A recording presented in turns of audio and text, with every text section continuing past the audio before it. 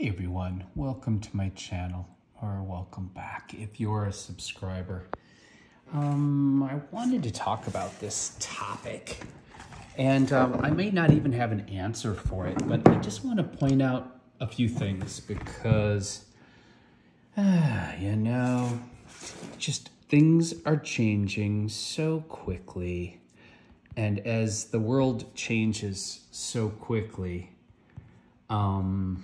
it's hard for people to keep up, and change is frightening. Change is very frightening because people feel like they're out of control. So there's a lot of irony in this story to me, and some really painful, obvious bad behavior, and a real look at what our society is de-evolving into. So this was a story out of Los Angeles, and it says, violence breaks out among demonstrators over transgender policies at LA schools.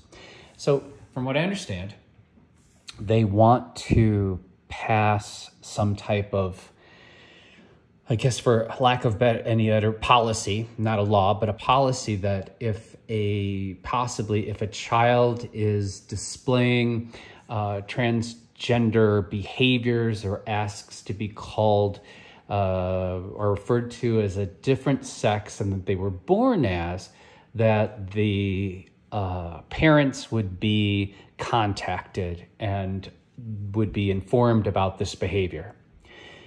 So first, let's unpack the behavior of the adults.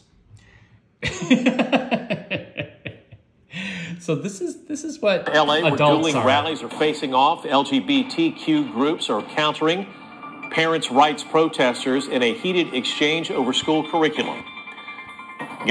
So that's how adults are acting. So this is the first thing that they're showing children in regards to how Americans now deal with differing opinions and deal with conflict.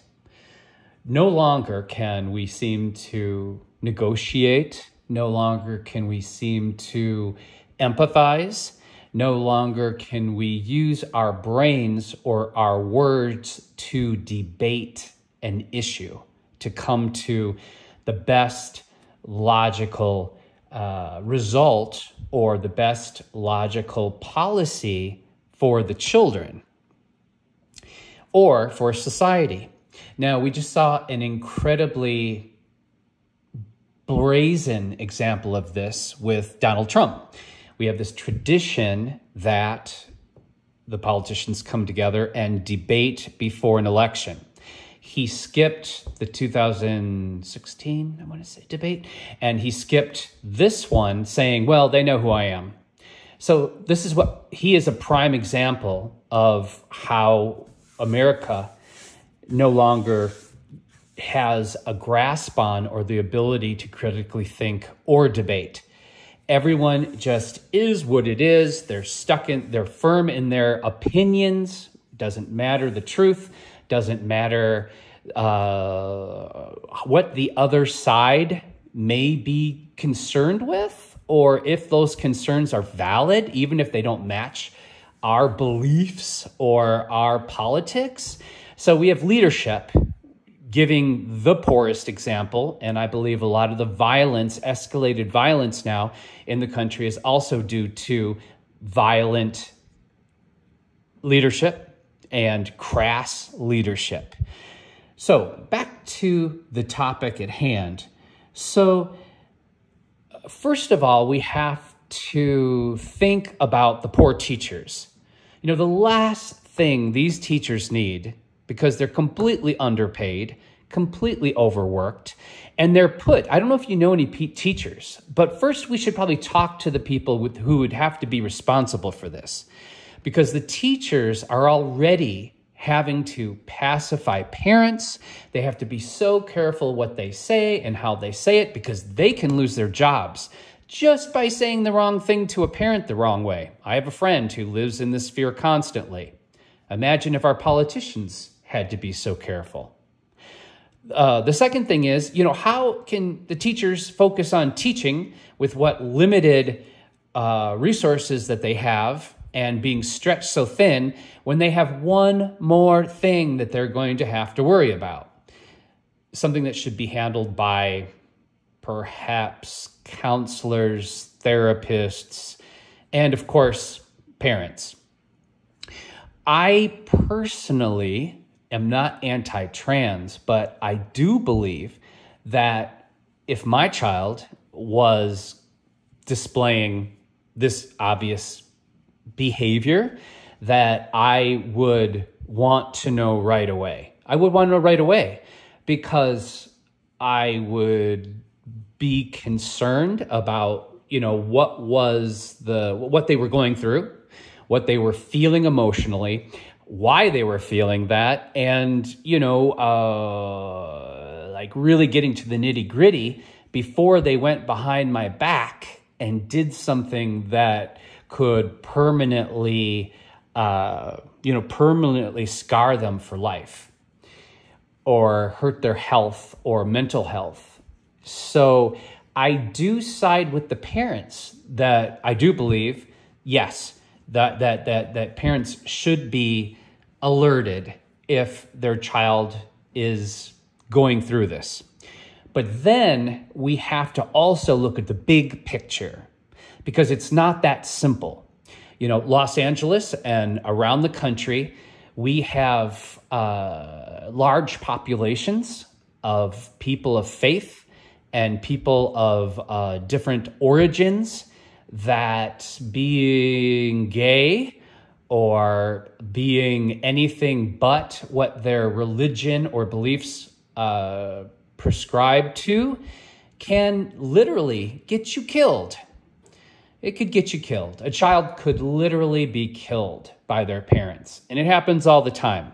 And not just in regards to, homosexuality or transsexuality, but even just sometimes young women that, take on more American behaviors in regards to sexual freedom or feminism. And, if you come from some staunch religious faith that believes in the purity and misogyny, this could cost you your life. And we see it happen. We see it happen here, just like it happens in those countries that women are treated this way. I came from parents that I could not share anything with. If I were to share with them what I was dealing with my sexuality when I was in high school, I would have been probably beaten. And then after I was beaten, if I wasn't imprisoned in my own home, I probably would have been homeless. I would have been thrown out of my house and onto the streets with no resources. So this is the concern. This is where the concern is from the gay community, from the alternative community, from the trans community, is that people may not realize it, but there are tens of thousands of homeless children, teenagers and children who live on the streets of America for this very reason. So where do we find the bridge here? We don't find it this way, that's for sure. Both sides are wrong. Both sides are wrong with how they're handling this. This is a horrible example of a democracy. And it's a horrible example of if any of these people have any kind of life experience, intellect, education. I mean, come on, even if you don't have a higher education, perhaps you weren't raised in the best circumstances, you have a television set. And on TV versus the politicians, you can get a pretty good general idea, a pretty good template for how decent people live in a democracy and how we should treat each other and how we should communicate. So this overall behavior of both sides is disgusting. If I were to have to manage this situation, if I was a politician, if I was, one of these entities, either the school system or the city or whoever is making these decisions, In addition to, of course, giving the parents the right to deal with their children and care for their children and let their children know, because I don't think it's always a situation of abuse when a child is hiding something from their parent. Sometimes kids just are ashamed. Sometimes kids just naturally want to hide things from their parents. Sometimes maybe their parents unknowingly laughed or mocked or just said one thing one time about some trans person on TV or in the news, and then suddenly that child is left with that trauma or that memory, and has this idea that their parents, are disgusted by or hate gay or trans people. And that would be, that's just some of the reasons that a child would not share what they were going through with their parents. As much as parents, we would all hope that we had that trust. Some parents are just so full of fear on this subject, often because of their faith, that there is no room for even a discussion on it, even a logical discussion. That being said, so I side with the parents that they have every right to know what's happening with their children. At the same time, somehow, a system has to be put in place that if the child has any kind of worries or concerns about sharing this or this information being shared with their parents because of their health and well-being, there needs to be counseling. If there isn't already, they may already have this in place, but there has to be quality counseling in place to create that bridge between the child and the parent. And I don't mean just like come to the office one time. I mean, this has to be followed through until we know that both sides are cool, that the parents aren't going to injure, kill, or throw the kids out of the house. And let's say let's say there are circumstances where the child is 100% sure that they are what they are, and there's no backing down, and the parent is 100% sure that that is not acceptable. So then there has to be resources to deal with this. Because if, in fact, the school is going to, out the child, for lack of better words, and the child is put in danger of being either harmed or homeless, then there has to be resources available, because a lot of these children are close to the age of, going into college and being young adults. And if we don't make a safe transition for these Americans, we will pay for that financially in the long run, because right now, when you look at the amount of generational homelessness, and you look at the homelessness around the nation, a lot of these kids hit the streets, and they're not addicts, and they're not bad kids. They are either running away from this exact circumstance that can happen. And I came from this family. Very quickly, things escalate, and you have nowhere to go, and you get your ass beat, and you get thrown out on the streets.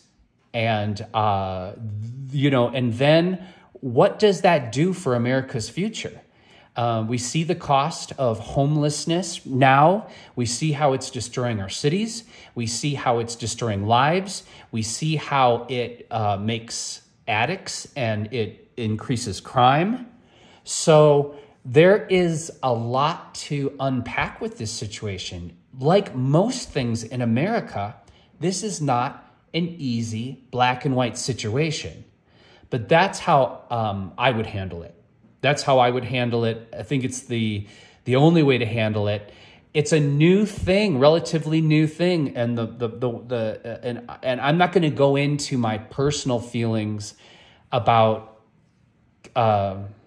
kids of a certain age transitioning, because that's a whole nother ball of worms, and it tends to upset people even more. But that's my best advice around this.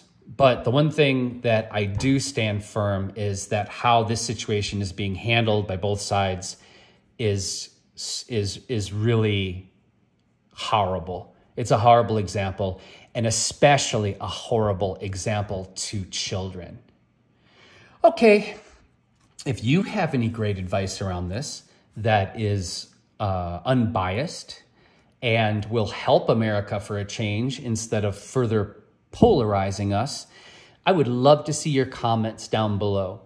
And I hope, I hope that I spoke clear enough and eloquently enough that if you are polarized to one side or the other, that you've opened yourself up a little bit to understand that there are two extreme sides to this that may be really difficult for us to understand, but that the long-term issue is the future of an American, and the future of an American is the future of America.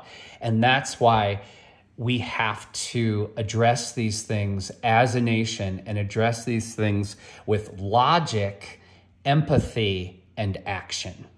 That's it. Take care of yourselves and take care of each other, because I believe how we treat each other in the streets is our ultimate reality. Bye.